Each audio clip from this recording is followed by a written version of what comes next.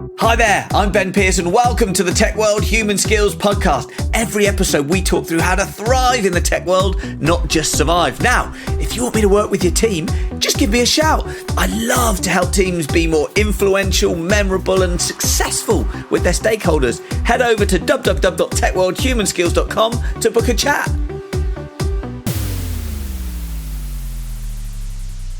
Hi everyone and welcome to the Tech World Human Skills Podcast.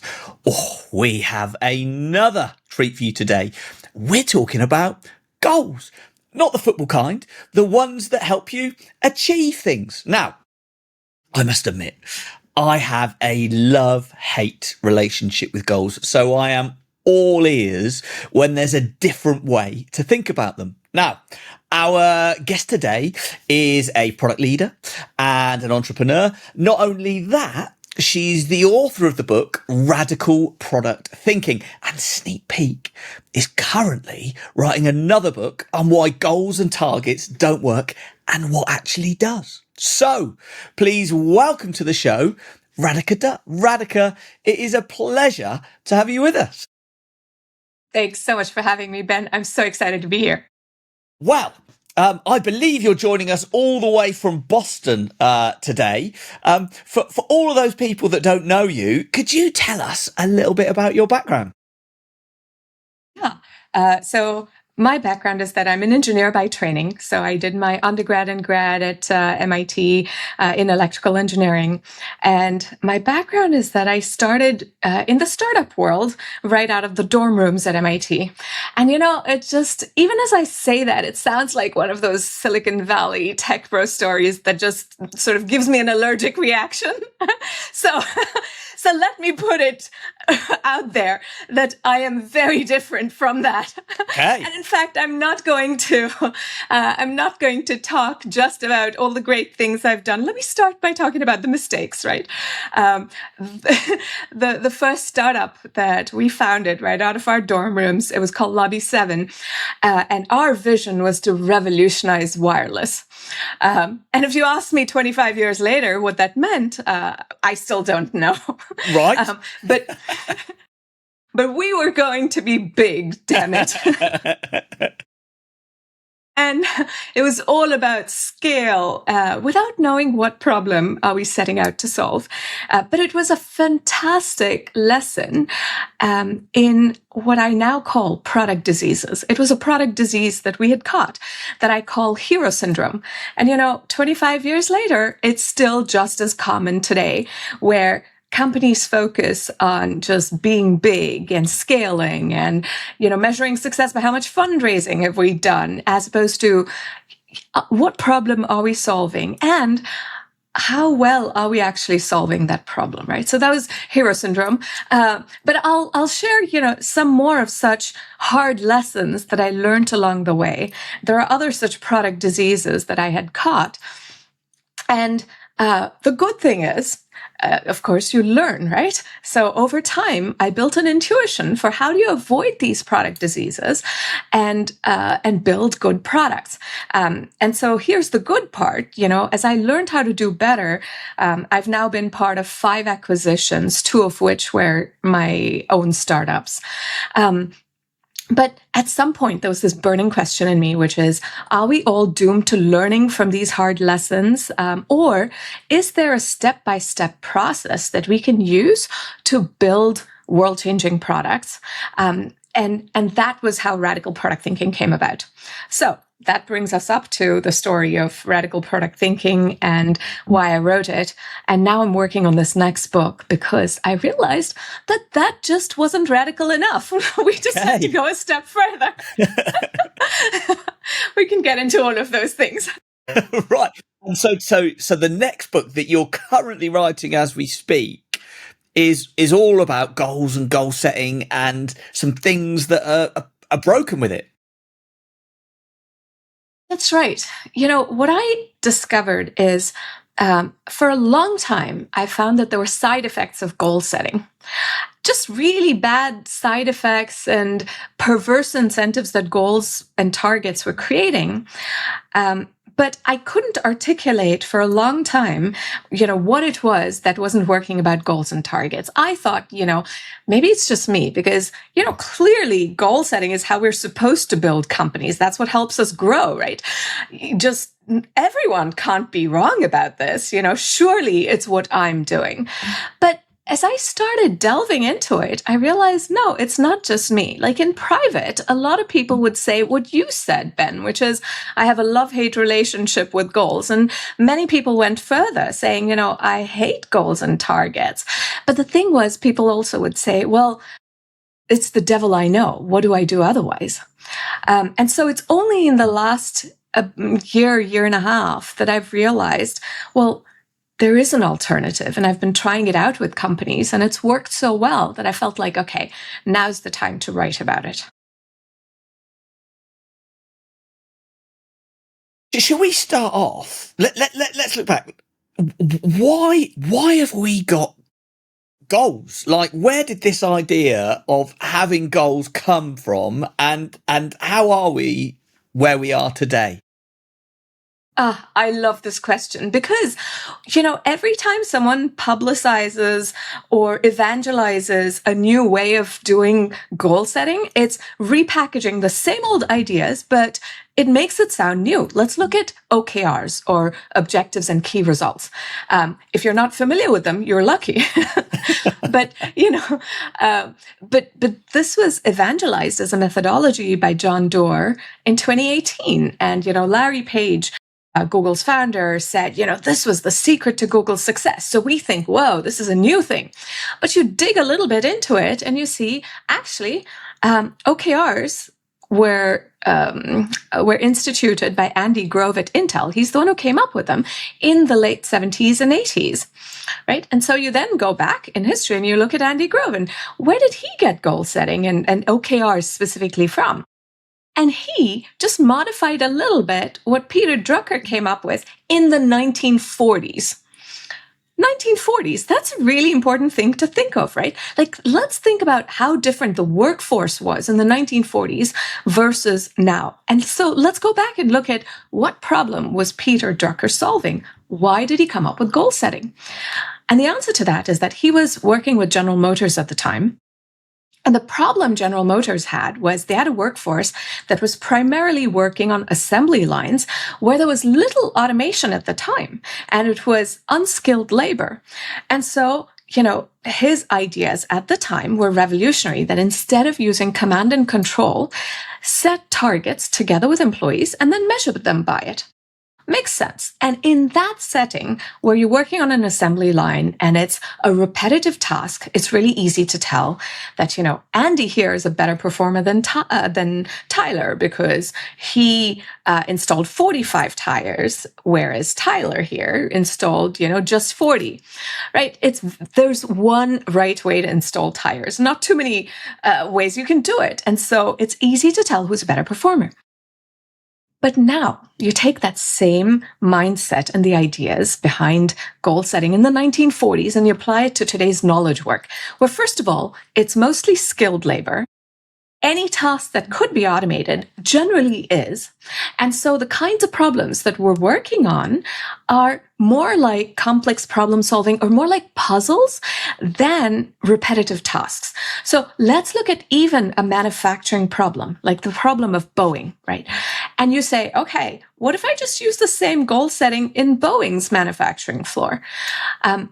And you see what sort of problems you get with quality and panels flying off of planes because you have skilled labor that's doing this work. It's not all about automation, right? You get quality issues where you have electrical wiring right next to metal shavings. Not a good idea. Okay. So this sort of goal setting has gone back, a long time. And I'm sure probably people were setting goals way before that when they were building cathedrals in the Middle Ages or whatever it was. Surely there's got to be something because, if I just think of like the most simple meeting that I might have with somebody, you have a conversation about something and then you go, well, okay, right. Who's going to do that? You decide something. Who's going to do that? When are you going to do it by? How do we know when it's done? Okay, go. And so in its most simple fashion, it's just saying, right, well, there's something you need to achieve, and how do we know if we've done it? Am I oversimplifying that? Are we starting to think that maybe that's not an appropriate way to do it? You know, we want simplicity, right? And so how do we get simplicity? Sometimes that sort of simplicity is alluring, but is not practical. So let's delve into that example. What you're essentially saying is, but don't we need goal setting to align people on what is the impact we want to have? And this is exactly what people evangelizing OKRs say, whether OKRs, targets, KPIs, whatever you want to say, it's a way of creating this alignment. How do we know, that we're all marching towards the same thing? So one of the first things that you have to look at is, why goals for alignment? Are there other ways we could do alignment? What I've discovered is that goals and targets, they're like duct tape on foundational cracks. That's sort of the solution of using goals for alignment. Because one thing that I find missing is a clear enough vision for whether it's a product or a company. When the vision is fuzzy, then you need the next level of detail, like goals, to be able to really define what in the world are we actually doing, right? Because what kind of a vision do we typically have in a company? Let's go back to the Boeing example. Boeing's vision is to be the enduring global industrial champion in aerospace, right? What does that mean, actually? Do you measure industrial champion by revenues, by shareholder returns, in which case just do shareholder buybacks? Is it based on market share? Is it based on technological leadership? It's not clear, right? And so when you have a vision that is fuzzy and one of these broad visions that captures everything, that's like having a net with holes so big, you're not catching anything. You need a filter for a vision so that when you hold up a feature or an initiative against that vision, sometimes the answer has to be, no, don't do it, right? When you have a vision like be number one, anything falls under that trap of, yeah, just do it, right? I want to give you a concrete example of what I mean by such a detailed vision. And that's what I tackled in radical product thinking. The ideas are radical because we've learned that vision statements have to be big, broad, etc., just like I described. In the radical product thinking way, you write a detailed vision statement that actually defines the narrative of the impact you want to create, not bullshit statements. So here's an example of a fill-in-the-blank statement in the radical product thinking book to define your vision. So here's what I would write for a startup I had in 2011, sold it in 2014.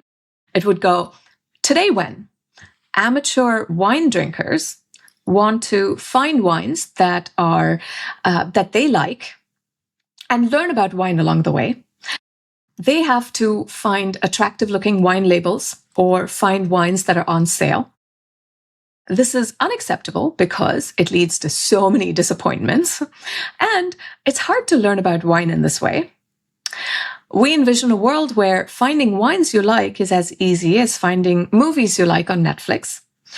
We're bringing about this world through a recommendations engine that matches wines to your taste and an operational setup that delivers these wines to your door.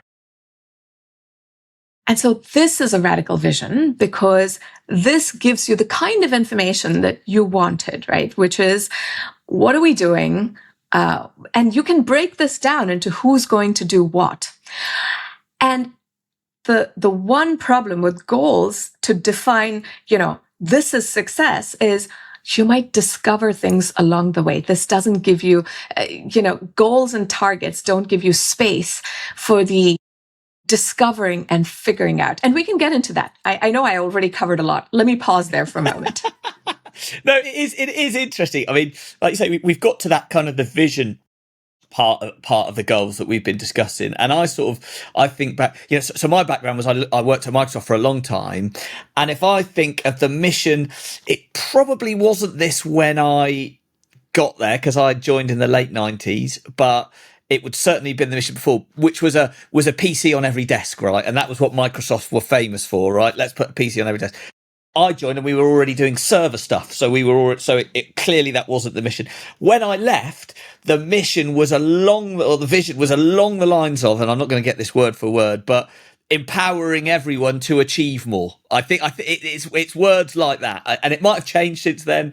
And I used to not like that because it was so broad. It was like, well, that doesn't actually mean anything to me because I'm that could mean anything. Now, people also talk about you've got to be sharp, haven't you, with your like putting a PC on every desk, right? Right, that's short. Whereas the example you gave me was quite verbose and sort of went on for a while. So it's not going to roll off the tongue. It's not like a just do it, like a tagline, is it? It's not that type of vision. Yeah, you're exactly right. I think we always confuse taglines with vision statements, right? Right. The power of a vision statement, like in that fill in the blanks that I described, is you don't fall in love with your own words. Instead, and by the way, you also aren't requiring someone to memorize a vision statement. Even just what you were saying about Microsoft's vision or mission, you were like, let me see, I'm not going to get the words right. But here's the thing. The exact words aren't the problem, right? What you want is to understand and internalize the problem statement so much that you're excited about solving this problem statement. It's this shared sense of purpose we have, right? And that's what such a detailed vision brings. It helps everyone have that shared sense of purpose. You never want someone in your team to repeat your words in the vision because that just means they're just parroting back what you said. What you want is you want to hear the vision in their words, and yet it's pretty much the same thing that you were saying yourself. So if we start to sort of think, so you've got the vision part of the goal. I mean, if I'm honest, the goal framework I always just remember was always SMART, which was, I'm going to test myself now. Specific, measurable, achievable, realistic, timely. I'm going to guess that I might be right. I might have got something like that. Something like that. But that and I always use those. So like whenever I was like sort of setting a goal, I would always go right, SMART. But what I learned early in the career, really early in my career, was actually you get what you measure, and what you measure isn't necessarily what you want to get. And the example that I always kind of think about was when I first graduated, I went into a support desk. And so I was, people would ring up and I would fix calls, and it was working at Microsoft, and there was a team of us working. And one of the leaders that we had, very much was measuring our performance and was very much looking at who closed the most calls in the shortest period of time. Because ultimately in customer support, that's kind of what you want, right? Customers want things fixed quickly. But if you just measure that, the behavior that led to was there was one particular person. I shall not name this individual, but some people listening will remember this person well. And what this person used to do was monitor the queue, monitor the queue like a hawk. And then as soon as a case came in, look at it. And if it was quick and easy, pick it up and put it in their queue, solve it and get it done. So what that meant was everyone else was left with the harder ones, the ones that weren't so quick and easy to fix. And so actually your best performers, the people that could solve the most challenges in the most effective way, were left with the hard ones, and their stats look bad. Whereas the worst performer that could not solve many of the problems was the highest performer. And I remember looking at that and going, well, that, and that is when I first ever learned, you get what you measure, and you don't always, when you measure it, you don't get what you want. Love this example for so many reasons. And in fact, I want to quote you on this example, Ben, in one of the chapters I'm working on. Do it. I'm always available for any chapter in any book, ever. Brilliant. It's a great example for so many reasons. Let's unpack that, right? One of the things that you described, this is what research shows as well, that goals and targets, they erode collaboration in a team. And it creates performance theater. What you just described was performance theater. One can make stats look really good. You game stats and whoever has the highest and best looking stats isn't necessarily the highest performer. One other point about this is, in the end, what this really does is it's soul-sucking for the high performers. For the actual high performers, it's demotivating to see this sort of performance theater. You feel like, you want to do good work, you care about your work. And here is, just a way of measurement that is killing your motivation, right? And so the fact is, we want to implement goals and targets to motivate and drive teams, and the exact opposite happens because of all the performance theater, and so you're demotivating your highest performers, and on top of that, you're not seeing the best business results either because people are chasing numbers. And I'll give you one more example of something like this, where even in sales, right, you have targets, and one would say, well, of course you need targets. And yes, you absolutely need to set expectations that this is what I want to achieve in terms of business goals. And I'll go into, what do you do instead of just targets? But let's just look at sales as an example for a moment, where, I was working at a company called Avid. We absolutely dominated the video editing business, and every movie was being edited with Avid's video editors. Like every Oscar winner was edited with an Avid video editor. And we were hitting all of our sales numbers in the video editing division. Our numbers looked great. But if you just delved into those numbers a little bit, what you would have found was our low end was getting eroded by Apple and Adobe. The mid-tier 2 was starting to get eroded. But how did we make those numbers? By moving further and further into the high end.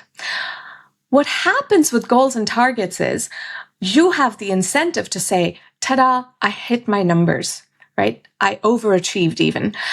Even without it being malicious, you are inclined to not look at the bad numbers. Think about even sales, where you've probably seen this in your company, where you lose a deal in sales. How long does it take for sales to actually take time to reflect and go like, I wonder what happened there? Do you really see that reflection, or do you see, okay, guys, let's move on, moving on to the next deal, let's make our numbers, right? Like, you don't have the sort of reflection, learning, adaptation. That whole muscle of experimentation, learning, adaptation atrophies when you have goals and targets, because your temptation is, whether subconsciously or deliberately, it's to sweep away the bad numbers under the rug. Yeah.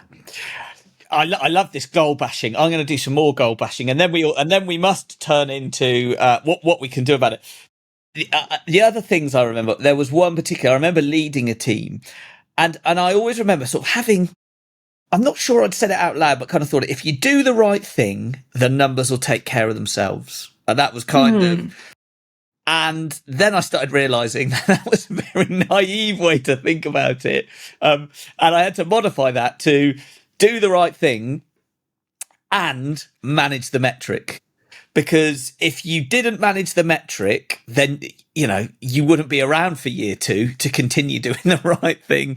And so the right thing might be, we're selling to the wrong people, but you needed to manage the metric as well. So it just felt like that was always a big part. You couldn't just do the right thing. You had to do the right thing and then manage the metric as well. Right. We've done a lot of goal bashing. I imagine Yes. On that note, right, what you said there is so important. I've heard this from so many people. Those who care about their work and are those high performers end up doing double work.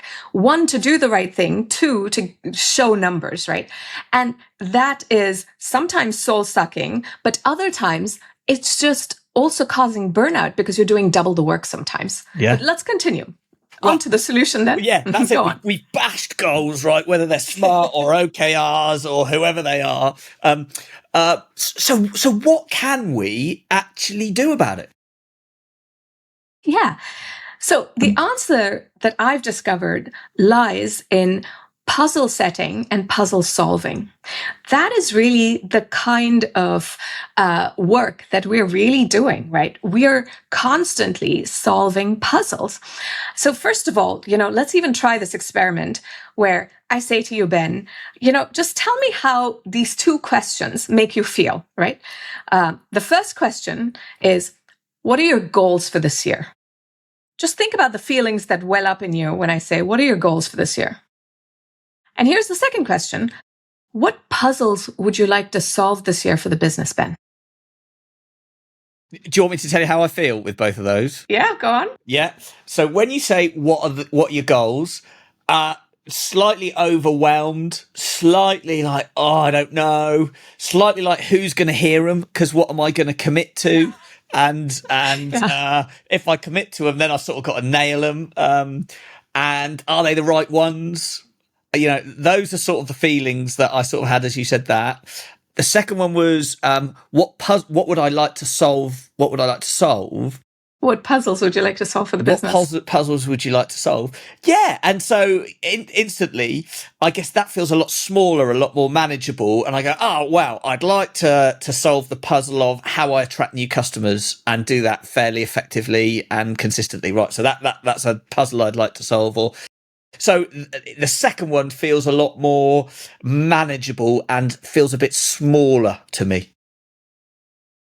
And, one other thing I noticed is you were coming up with ideas already, right? Yeah. Okay. Yeah. It was already sparking ideas for what you're going to do next. And it was driven by your curiosity, like, oh, what can I do to attract more customers that are right for your business, etc. Right? So this is what we want in our teams. We want to drive that curiosity and we want to harness that motivation and performance. And this is where puzzle setting and puzzle solving comes in. So let's talk about this methodology that I call OHLs, or objectives, hypotheses, and learnings.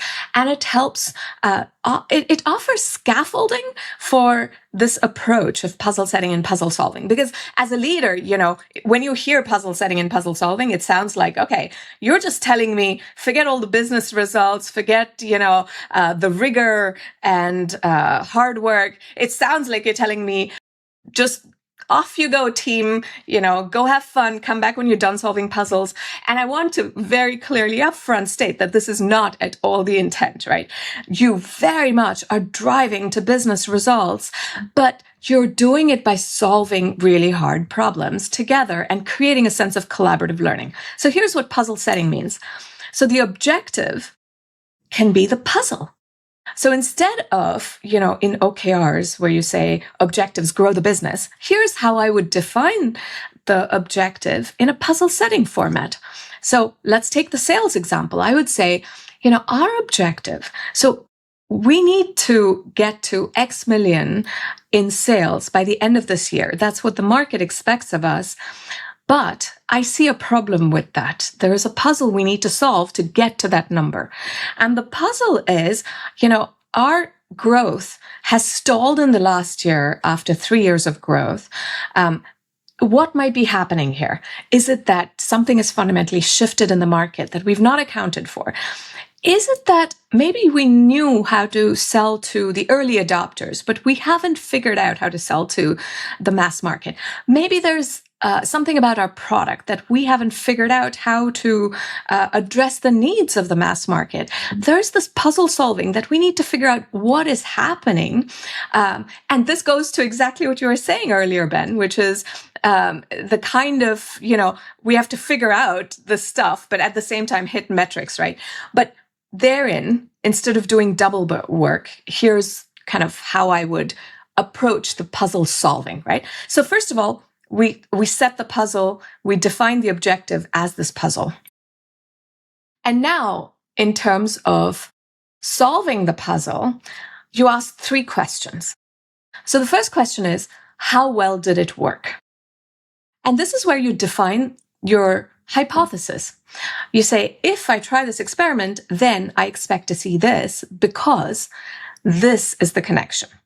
And this is where I measure leading and lagging indicators. In the sales case, it might be that I'm measuring how many meetings am I getting with the decision maker based on this messaging. Maybe the problem is with my messaging that I'm testing out, right? And there might be other such leading indicators that you have. The lagging indicator might be how many deals you're closing. If we're looking at a product, you might have defined your hypothesis as if we try this particular experiment, it might be a feature, then here's what we expect to see. And then you might have leading and lagging indicators to measure, is that feature actually working, right? And so the first question, how well is it working? It's really important that it's not a binary question. I'm not asking, have you or haven't you hit this target? I want the good and the bad numbers, right? That is super important because that is a holistic evaluation where I'm going to play detective on the bad numbers. So that's the first question. How well is it working? The second question is, what did we learn? And this is where I say to teams, don't just spit out a bunch of numbers at me. Don't tell me, there's our weekly active users, time spent on site, time spent on the feature, blah, blah, blah. Tell me, after you've interpreted all of those numbers, what's actually happening? What are people doing? And what have you learned from that? And then comes the third question, which is based on how well it's working and what you've learned. What are you going to do next? Meaning, if I were to give you a magic wand, what would you ask for? Right? And so these last two questions, they trigger the creative problem-solving part of our brain because you're creating the narrative of what have we learned? What are we going to do next? Whereas the first part, how well did it work? Those are all the analytical parts of our brain, where we're looking at hypotheses, leading and lagging indicators. And this is how we engage the whole brain to solve a complex puzzle. And in the example you were saying, Ben, like where you felt like you were doing double work, in this case, as a leader, as an individual contributor, you start to present this information across your team in this way of how well is it working? What have you learned? What are you going to do next? And you talk about good and bad numbers. It's not about spinning numbers. You talk about what your learnings are and you have meaningful discussions as opposed to OKR discussions of is this green or yellow and you're negotiating whether it's green or yellow, etc. And in terms of what are you going to do next? This is where as a leader, you have the ability to course correct along the way and actually make decisions together with the team, like guide the team in how big a risk do you want to take in that last step, right, of what you're going to try next. Maybe this is too big. So you've set the puzzle, right, and you've asked that to get the juices flowing. So I'm just thinking about this now in a big team setting, right? So you set the challenge. 1 million people have 1 million different ways to solve that puzzle, right? So there's some kind of conversation that happens, some way of ideating, getting that, deciding this is the way we've decided as a group we're going to solve this puzzle. And then you start going about and asking those questions. Remind me of those 3 questions again. We're now going to ask. How well did it work? Yeah. What did we learn? Yeah. What are we going to do next? What are we going to do next? Now, what will we try next, right? Yeah. With that, are we then going to set some targets or how? So I get the fact that we've asked a puzzle which exercises curiosity, but how do we then execute and make sure that we're executing with appropriate velocity, appropriate energy, and progressing at the pace that we need to progress? Excellent question. And this is where I want to share the example of a company I've been working with. It's called Signal Ocean. They're in the maritime industry. And by the way, it's of all the industries I've worked in, which is all the way from telecom, advertising, robotics, wine, government even, this industry is the most complicated I've ever worked in, right? This is the hardest puzzle I think I've ever worked on. Wow, right. So let's talk about that example, and I'll share kind of how do you deal with this thing of driving towards results. We weren't doing it just by constantly looking at targets. So I had the team present this information to me in terms of how well is this particular experiment working? Like, look at the data and tell me, did it actually work or not? I want to know the good and bad metrics. And I was able to drive, or like even in these discussions, we were able to sort of push each other in saying, well, what if we try this instead, and we were driving towards how do we improve the numbers that we are seeing. But it wasn't a matter of chasing numbers. It was to drive those, whatever the learnings were, it was to drive forward the puzzle solving. So let me actually talk through the details of the Signal example, because it'll give you a better sense of it. So what was happening with Signal when I joined was sales had stalled.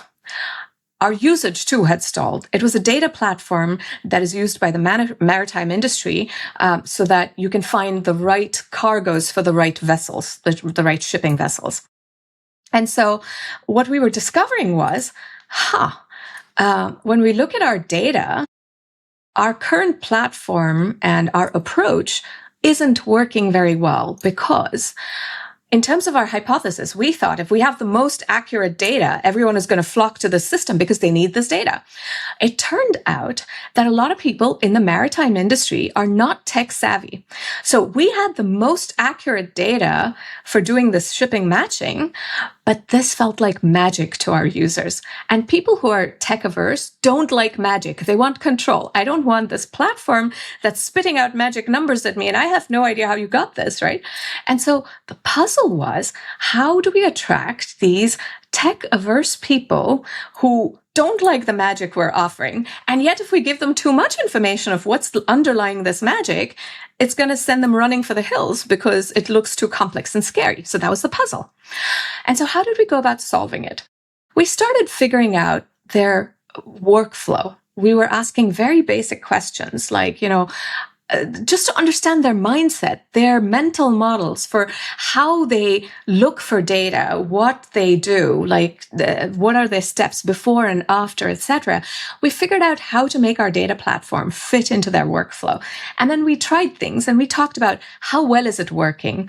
Every single feature that we would put out there, we would talk through this in terms of how well is it working? What have we learned? What are we going to do next? And the what have we learned was about, are we getting any closer to solving this puzzle that I just described of attracting tech-averse users in these different roles? One might be a broker. One might be someone who wants to ship cargo. Another one is someone who's managing their ship. We started solving this. And in the span of, 2023 was when I started working with them. We doubled sales in 2024 and again in 2025. We decreased customer churn from 26% to 4%. And, the parts where we were using this puzzle solving the most, we increased usage of those components by 180% in 1 year, right? It was leading to real business results, but it wasn't because we were chasing numbers, but we were doing this puzzle solving and we were getting really good. So what this means for a leader is you have to go through these feedback cycles, really go through, you're not leaving the team to solve their puzzle on their own, just off you go. It's constant feedback. I want to see the progress, right? I want to see what you've done. I want to see the depth of your thinking and what have you learned. If I'm not seeing the depth, you hear that from me. This is about direct, honest feedback. I'm going to push you in the team to show me that you're solving this puzzle. This isn't to slack off. On the contrary, I get the actual information. I actually get to see not just bullshit numbers that you're showing me, but I get to see the depth of your thinking by your answers to what have you learned and what are you going to try next. So in that example that you just went through there, do you start with the target or do you start with the abstract puzzle? So what I mean by that is you said you doubled sales by, I think that was one of the things you said. You said you doubled sales. So somebody said, we need to double sales, and therefore you go and engineer how are we going to do that? Or does somebody just say, we need to accelerate sales, but we don't have a target in mind. We're just trying to accelerate or grow sales, or we're not growing. That's the puzzle. We need to grow is the solution state. And now go and figure out and let's see what results we get off the back of it. Yeah, we did not start with the target of we have to double sales. Sales had their targets, right? But I was really working with a product team, and I wasn't looking at sales targets or doing all of this to hit sales numbers. What we were looking at was, first of all, the problem of why isn't our product selling like hotcakes when we have the best data in the maritime industry? Right? That was the puzzle. And then uncovering that puzzle and then figuring out how are we going to solve it, that was the path that we took. Interesting. And so you push numbers. And so you look at numbers as a way, how do I say this? Oh yeah, we look at numbers as indicators of, are we doing a good job at solving this puzzle? And sales is always going to be a lagging indicator. It's never a leading indicator. And so to get to, doubling sales, if you're constantly looking at sales numbers, you'll only know in the rearview mirror if you hit it or not. You'll never know. It's not an actionable number in terms of here's what I'm going to do to be able to double sales. So starting with a target of I want to double sales gets you nowhere. And in fact, they used to have OKRs. It was OKRs to I want to double the number of users. I want to double the amount of sales. They did have OKRs, but it wasn't working, right? Sales had stalled in 2023 despite having OKRs. So what you need to do is shift the mindset to puzzle solving, and that actually helps you tackle those problems. It gives you a toolkit to solve those puzzles and scaffolding to solve those puzzles, as opposed to, oh, whoops, we didn't hit those numbers, but I don't know, what do we do? Yeah, it's fascinating. I'm just looking at the clock. We're almost out of time. One thing I just want to ask and get your perspective on before we then start to wrap up. So, lots of people that listen to this podcast will either be leaders that have to then assess the performance of their team, or will be individual contributors who's every year go through performance reviews, mid-years, whatever it is, and that can be then part of their bonus, their remuneration, how well they've done, all of that kind of stuff. In this type of world that you're talking about, how do you understand how successful people have been and hold people to account, I guess, or do you hold them to account for their performance? Oh, I love this question. And Ben, there's so much more to talk about. I think we will need to do another episode at some point again.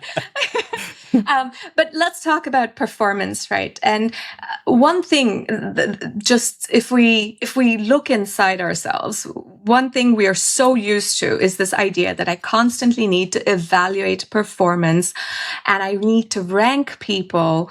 And it's all about quantifying performance. Are you a 5 or are you a 3, etc., right? This whole idea of quantifying, why do we even want to quantify performance in this way? I mean, if you really ask a few whys, what you get to is, well, unless I tell Ben you're a 5, whereas this other person is a 3 who is solving only the easy problems, well, how do I know who are the lowest performers to fire, in the case of layoffs, right? So basically, if I'm doing layoffs, I want to know who's the bottom 10%.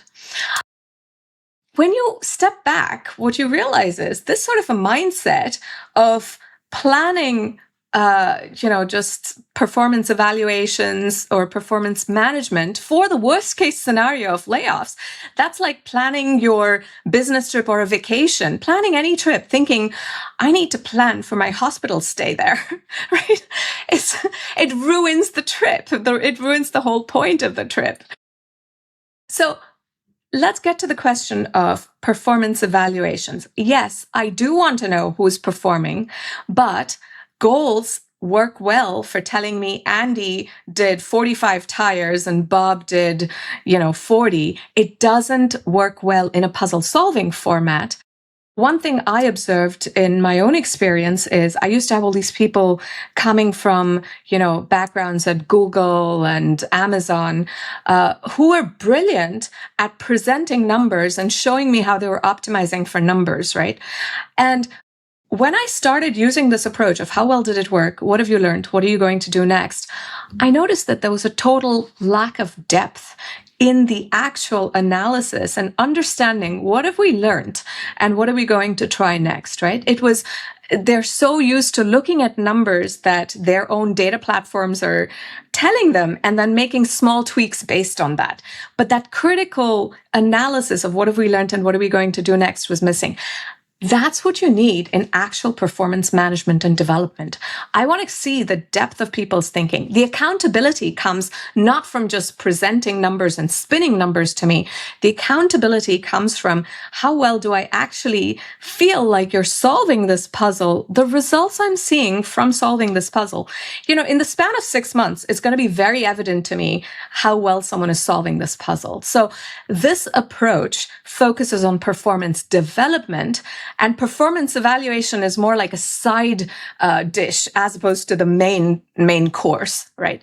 And performance development is the main course, which makes, and this approach is easier for performance development because think about how much you've had to justify feedback when you were giving feedback to people, right? When you were giving feedback, telling them, I want you to improve in this area, you would hear so much defensiveness saying, well, no, but that's not a fair assessment, etc. Why that feedback? Because people felt evaluated. The less they feel judged, the more open they are to taking feedback and developing. I mean, an amazing topic all on its own right. And we must get you back at some point to maybe when you get closer towards the end of the book, we can help plug it a little bit. It's been really, really fascinating, and my brain's whirring all over the place. But shall we just summarize what would be the key takeaways that you'd like people to take away from this episode?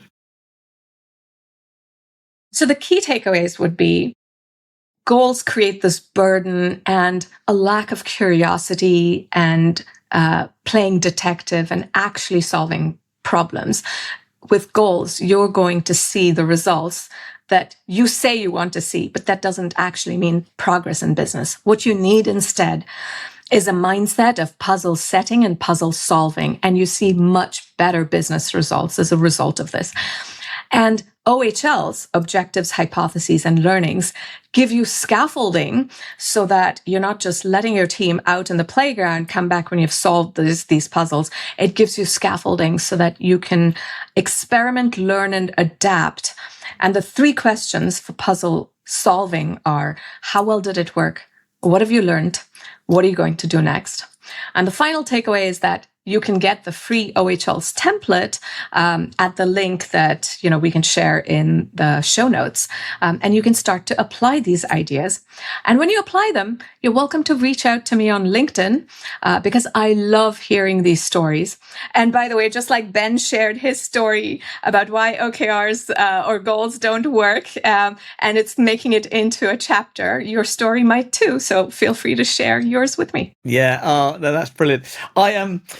Just as you were saying that, it just reminded me of a phrase that we used to use all the time. I'm sure you've heard it, but it was the phrase the watermelon scorecard. So if you imagine you've got your scorecard, these are all my things with all my my numbers, and I need to hit this number and this number and this number. And the watermelon scorecard was where it's green. So there'd be a traffic light system. Is it green? Is it amber? Is it red? But it's a green one that as soon as you look inside it, as soon as you chop it open, it's bright red. And we used to call those the water. And those were the people that were always just managing the metric, not doing the right thing. And it just popped up to me when you were saying that. It's, I found all of this fascinating. I've really enjoyed a bit of goal bashing. I've really enjoyed thinking about some alternative approaches. And I think what I need to think now to really get this in my brain a little bit, I'm gonna get your toolkit. So it's on your website, radicalproduct.com, and it's the OHL. Remind us what OHL stands for. Objectives, hypotheses, and learnings. I'm going to have a go with that, and I'm going to have a go at the next level of detail and see if that helps me with some goal setting. I mean, it's as we record this, we're just getting into autumn, which is kind of like in the UK after the summer. It's like a new year almost. So got some goals to set. So I'm sort of thinking, maybe this is another way to think about it. So thank you very much for this. final thing I just want to say, thank you so much for taking the time to come and talk to us, joining us all the way from Boston. It's been an absolute pleasure to have you on the show. It's been such a pleasure, Ben. Such a fantastic conversation. So many wonderful insights. And I'm looking forward to talking to you more closer to when the book comes out. See you soon, Radhika. Don't go yet. Remember to subscribe to the podcast and rate the show. It really helps us grow and book new great guests. And remember, if the podcast isn't enough for you and you want weekly microlearning delivered straight to your inbox, sign up to the Tech World Human Skills Weekly. Head over to www.techworldhumanskills.com to sign up.